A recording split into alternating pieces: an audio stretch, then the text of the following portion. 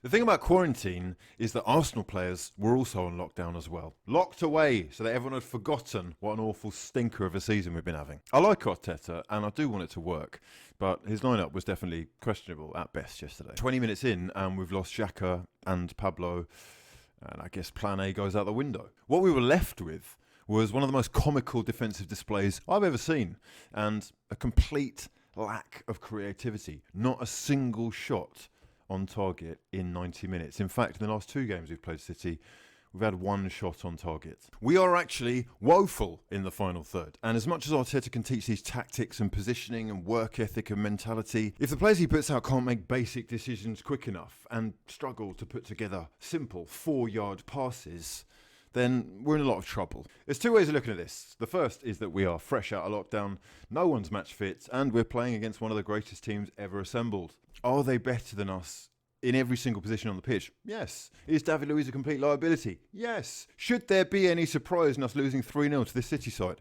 No. Common sense tells you that this match has played out exactly as it should have.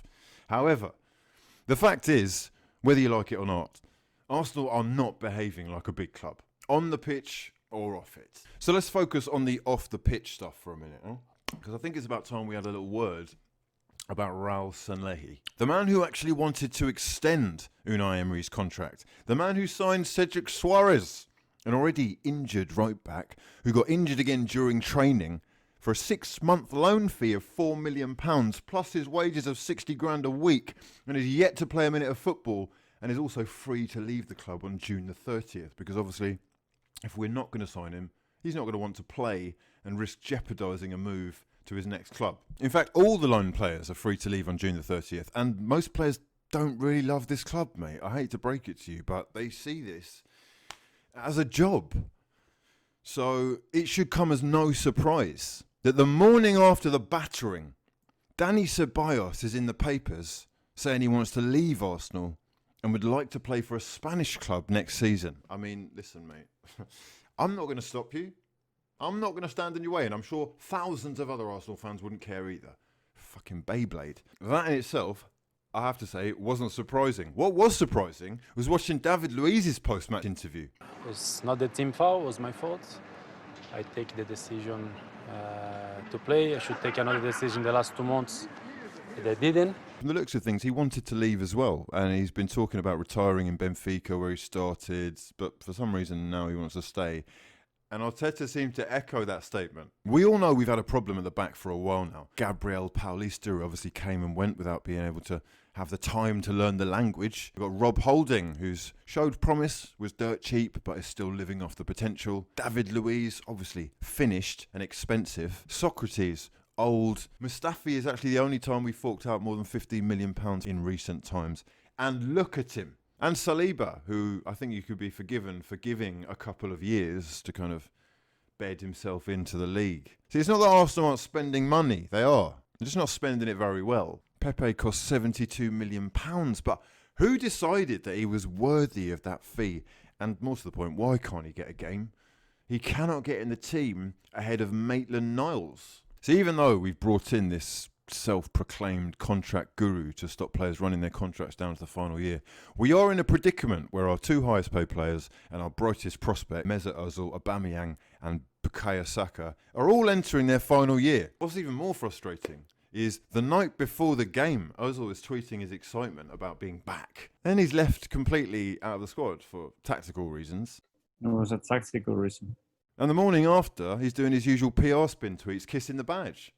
What's going on? We want to back the manager, right? We don't want to be a choppy, changey, stop-start, frivolous fan base. And because it's Arteta and there is an affiliation, I just think you'll get a lot more patience from fans than Unai Emery ever did. But where Emery was fighting Mesut Ozil and the fans kind of backed the player, I don't think Ozil's going to get the same love this time around. And it's a problem. It's an expensive 350 grand a week problem. I'll be honest, I'm growing tired of. I think we only kept him in the first place because we couldn't afford to lose both Alexis and Mesut. But we are fast approaching a situation where the club will feel they have to do exactly the same for Aubameyang if Ozil was to leave.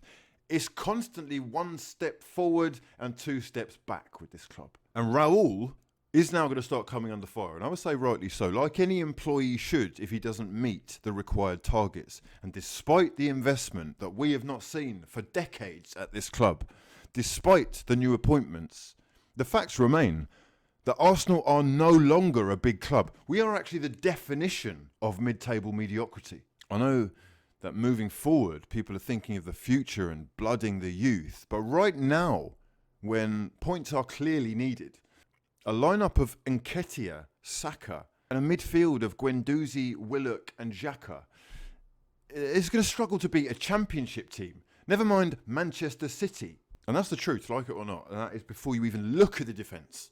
See, I'm starting to think that the club will struggle to sell players during the transfer window because these mediocre players who are achieving new lows for the club on a consistent basis are not only not being held accountable, but other clubs are going to see the wages they're on and they'll just laugh. There's no way anyone is paying the likes of Kolasinac even half the money that he's on at Arsenal. And the players are fully aware of that as well. So what do? They do just enough to stay for as long as possible. Now, unfortunately, Arsenal are in the habit of overpaying for these average players. And we are being used in the process as like a stepping stone for players who clearly have no intention of digging deep and working things out. We are not a retirement home, for London footballers, London-based footballers who think that they can just cash in for the last 2-3 years of their... No. Stop fobbing us off with this foolishness. What we need to do as fans is start calling out the owners to take action. Because it's obvious you shouldn't have expected anything from City. But we should expect more of the Arsenal. It's one thing to say that the money is being spent, but if it's not being spent in the right places, and if you can see that that is still to the detriment of the club, someone has to take the blame. And I would like the manager to get the backing of the board so that he can really instill what he is trying to with this team. Let me know your thoughts in the comment section below. Subscribe if you're new, and drop the video a damn like if you breathe oxygen. But for now, I've been hughwizzy, and this has been... I don't even know. Fucking mess, isn't it?